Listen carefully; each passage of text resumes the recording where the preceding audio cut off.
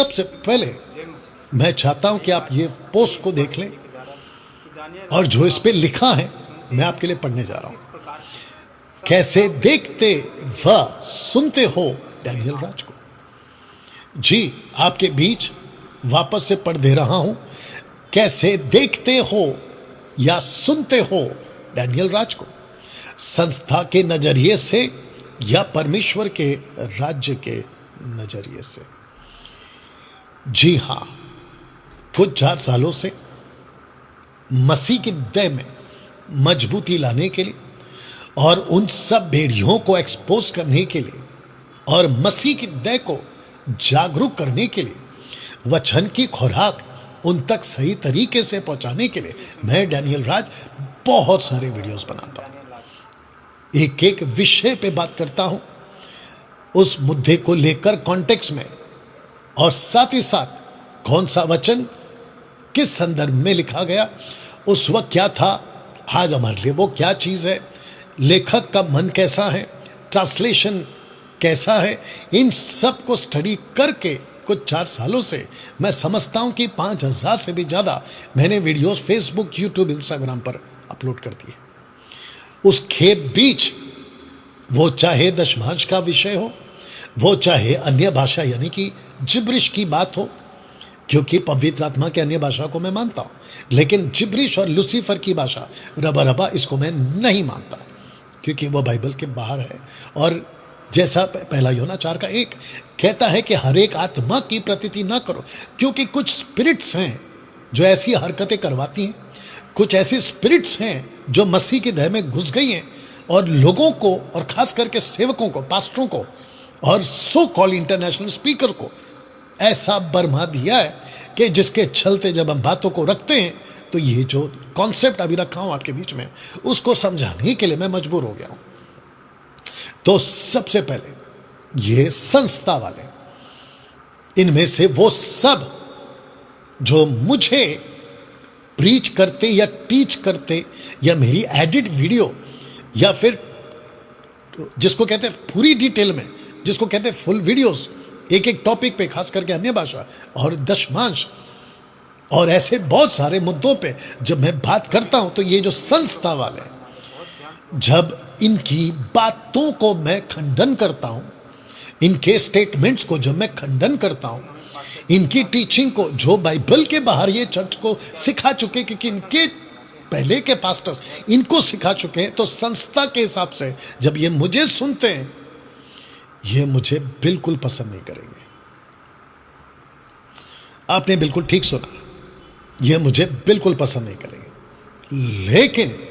मसीह की देह में परमेश्वर के राज्य के लोग, जब हम दशमांश की बात, अन्य भाषा की बात और वो सभी टीचिंग को कॉन्टेक्स्ट में प्रीच करते हैं, तो परमेश्वर के राज्य के नजरिए से देखने वाले लोग मुझ जैसे 10% डैनियल राज को खूब पसंद करते हैं, और जिसके चलते ये लोग हमसे जुड़ते हैं।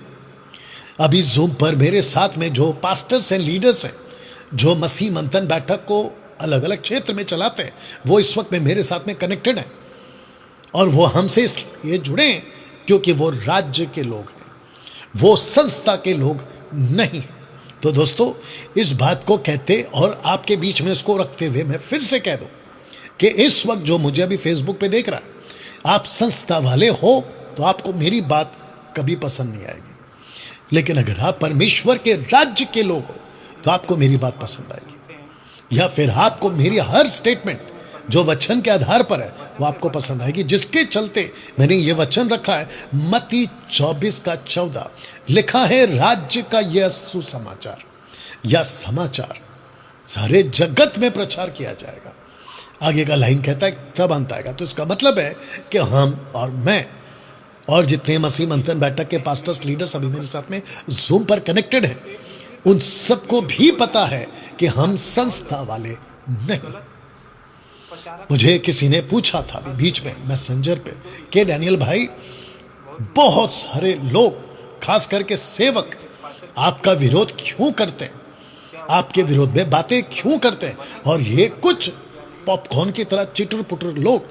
जो मेरे अगेंस्ट में वीडियो बनाते, जिनको मैंने यूट्यूब का गुंडा घोषित किया है, ये लोग आपके विरोध में वीडियो क्यों बनाते हैं? तो मैंने उनको एक ही लाइन कहा, मैंने कहा बिकॉज ऑफ साउंड डॉक्ट्रिन, खरी शिक्षा के चलते ये मेरा विरोध करते हैं। क्योंकि जिस दिन मैं डैनियल राज खरी शिक्षा बोलना बंद करूं और संस्था के हिसाब से इनको खुश करने के लिए, इनकी कानों की खुजली मिटाने के लिए अगर मैं इनके तरीके से प्रचार करूं, उस दिन ये मेरे को अपने कंधे पे लेके घूमेंगे, या ये मुझे अपने कंधे पे लेके घूमेंगे, क्योंकि जैसा इनको ठीक लगता है, अगर ऐसा आप बात करोगे तो आप अच्छे हो। लेकिन जैसे वचन को रखकर और जो हरकतें चर्चेस में चल रही है, अगर आप उसके खिलाफ बात करोगे, इनको पसंद नहीं आएगा। तो जिसके चलते ये पोस्ट मैंने बनाया। तो दोस्तों, ये एडिट वीडियो भी आप लोगों तक पहुंचेगी इस थंबनेल के साथ, और मैं चाहता हूं कि आप लोग इसको खूब शेयर करें, और खासकर उन लोगों तक जो कहते हैं कि डैनियल राज के विरोध में वीडियो क्यों बनती हैं और डैनियल राज के विरोध में बात क्यों की जाती है। तो उसका बिल्कुल साफ जवाब यह है कि संस्था के नजरिए से या परमेश्वर के राज्य के नजरिए से तुम डैनियल राज को देखते, बस सुनते हो।